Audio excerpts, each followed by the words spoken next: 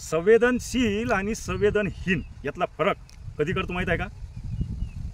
की एखादा माणूस आपल्या आजूबाजूचं दुःख पाहून त्याला खूप दुःख होतं, एखाद्यावरचं संकट पाहून तो हादरतोय आणि त्याचं मन सरसावतोय त्याला मदत करण्यासाठी. अशी जी माणसं असतात ते संवेदनशील माणसं असतात. आणि संवेदनाहीन की आपल्या आजूबाजूचं दुःख पाहून, कुणावर आलेलं संकट पाहून, कुणाचं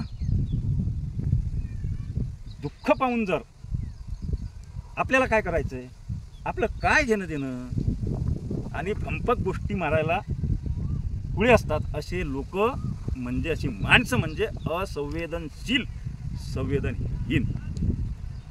मित्रांनो, 3 दिवसाआधी गेल्या 12 तारखेला अहमदाबाद येथे विमान दुर्घटना झाली, विमान क्रॅश झालं.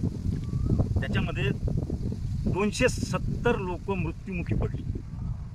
त्या 270 लोकांमध्ये विमानात बसलेले प्रवासी, विमानातील कर्मचारी आणि ज्या बिल्डिंगमध्ये ते विमान घुसलं, ज्यावर ते आदळलं, तिथले कर्मचारी, तिथले जे विद्यार्थी आणि आजूबाजूचे 270 लोक हे मृत्युमुखी पडले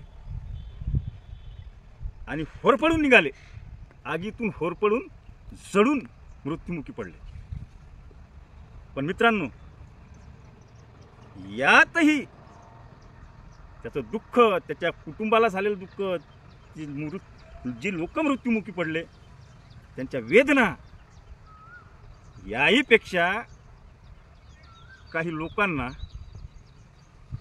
पवित्र भागवद्गीता असो की पवित्र कुराण असो, ते जळलं नाही. त्याचा एक अघोरी आनंद झाल्यासारखा वाटला, त्याला एक चमत्कार झाल्याचं. याला संवेदनशीलता म्हणायची की असंवेदनशीलता, संवेदनहीनता म्हणायची. एवढंच नाही तर ज्यांच्यावर ही जबाबदारी आहे, ज्याची जिम्मेवारी आहे, ज्यांच्यावर धुरा आहे, असेही लोक दिसायला तर खूप दुःखी, परंतु वेगवेगळ्या अँगलनं फोटोज, वेगवेगळ्या अँगलनं कॅमेरे. एवढंच काय तर बॅकग्राऊंड संगीत ॲड करून रील बनवणे, हाही प्रकार, ही पद्धत आपण इथे पाहिलेली आहे. कोट्यावधीचं प्रशासन, कोट्यावधीची सुरक्षा व्यवस्था, हे सगळं पाण्यात गेल्यासारखं वाटते कधी कधी. कारण मित्रांनो, जी काही घटना होते, आता ज्या हल्ली घटना चालू आहेत होणं, एकामागे एक घटना. पहलगाम झालं, आता हा विमानाची दुर्घटना झाली, कालचाच हेलिकॉप्टरची दुर्घटना झाली, ज्याच्यामध्ये 6 प्रवासी म्हणजे भाविक, एक पायलट, ज्याने 15 वर्ष देशाची सेवा केली, नोकरी केली. एवढंच काय तर इंद्रायणी नदीवरचा पूल ढासळला, तिथेही 20-25 लोक अशी वाहत गेल्याचं वृत्त आहे. 5 ते 7 लोक तिथं मृत्युमुखी पडल्याचंही वृत्त ऐकलंय. परंतु ह्या ज्या दुर्घटना, हे जे हादसे होतात, याच्या मागं नक्कीच कुठेतरी चुकी असतेच. जशी पहलगामच्या वेळी सुरक्षा व्यवस्थेत चूक झाली, तशी त्या विमान दुर्घटनेत असो, हेलिकॉप्टरच्या असो किंवा पुलं ढासळण्यात कुठेतरी चूक असते. आणि याचा जाब हा मीडियाने विचारायचा असतो. कुणाला? व्यवस्थेला, सरकारला, प्रशासनाला.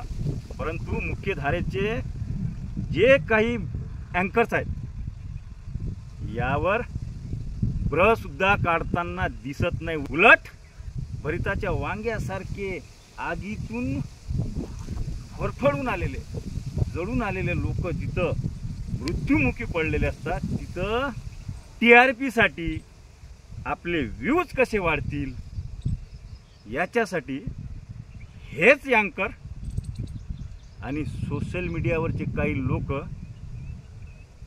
ते एवढी वेदनादायक घटना एका इकडे आणि त्याच्यामध्ये पवित्र गीता, पवित्र कुराण जळलं नाही, ह्याला चमत्कार दाखवतात, ह्याला चमत्कार मानतात. हे सुद्धा वृत्त आपण बघितलेलं आहे. हे दलिंदर लोक, व्ह्यूजसाठी TRPसाठी या आगीतनी या दुर्घटनेतनी जळून मृत्युमुखी पडले. ते त्यांचे पार्थिव शरीर जळलेले व्हिडिओच्या माध्यमातून फोटोच्या माध्यमातून शेअर करत असतात. शेअर केलेत कशाच्या नादात? व्ह्यूज आणि TRPच्या नादात. हे दलिंदर लोक, हेच लोक असंवेदनशील आणि याची जबाबदारी कुणी घ्यायला तयार नाही. सरकारमधल्या लोकांची जबाबदारी असते. त्या खात्याचा मंत्री असो, विमान असो, का उड्डाण मंत्री असो. आणि रेल्वेची दुर्घटना झाली तर रेल्वे मंत्र्याची ती जिम्मेदारी असते. ज्या ज्या घटना होतात त्या त्या विभागाच्या, जशी पहलगामची घटना झाली त्याची सुद्धा जिम्मेदारी संरक्षण मंत्री असो, गृहमंत्री असो, त्यांची असते. तर मित्रांनो, आज कुणी जबाबदारी घेत नाही, जबाबदारीपासून हात झटकते. राजीनामे तर खूप लांबची गोष्ट आहे. आणि एक शेतकरी म्हणून आमचं मन हळहळते हो, कारण आमच्या वेदनाही खूप आहेत. आमचं रात दिवसचं काबाळ कष्ट करणं, आमचा आजा पंजा खापर पंजा यांची हाड खिडखिड होऊन याच मातीत गेलेत. तरी पण व्यवस्थेनं आम्हाला आमच्यावर आणलेली वेळ, कारण आत्महत्याचे आकडे बोलतात. याचा अर्थ शेतकरी हा दुःखी आहे, यात काही सांगायची गरज नाही. तरी पण आमचं दुःख आम्ही बाजूला ठेवून, कारण आम्हाला माहीत आहे आम्ही विमानात बसायचे स्वप्न पाहू शकत नाही. आम्ही तुमच्या खूप मोठ्या मोठ्या हायवेनं आम्ही गाडी पळवू शकत नाही. आम्ही ज्याला मिनी स्वित्झर्लंड म्हणते, जे पहलगाम आहे, अशा ठिकाणी काही क्षण तिथं आनंद घेण्यासाठी आपल्या परिवाराला, किंवा आम्ही तिथं परिवाराला म्हणा किंवा स्वतःला आम्ही तिथं जाण्याचे स्वप्नसुद्धा पाहू शकत नाही. कारण आमची जी शेतकऱ्याची परिस्थिती आहे ही सध्याच्या काळात खूप हलाखीची आहे. तरी पण आमचं दुःख बाजूला ठेवून आम्हाला या संबंध गोष्टीची, या घटनांची हळहळ होते. आमचं मन तुटतंय आणि म्हणून मनुष्य वाटतं की मित्रांनो, आपण असंवेदनशील, संवेदनाहीन असलेल्या लोकांच्या गर्दीत जगतोय. कारण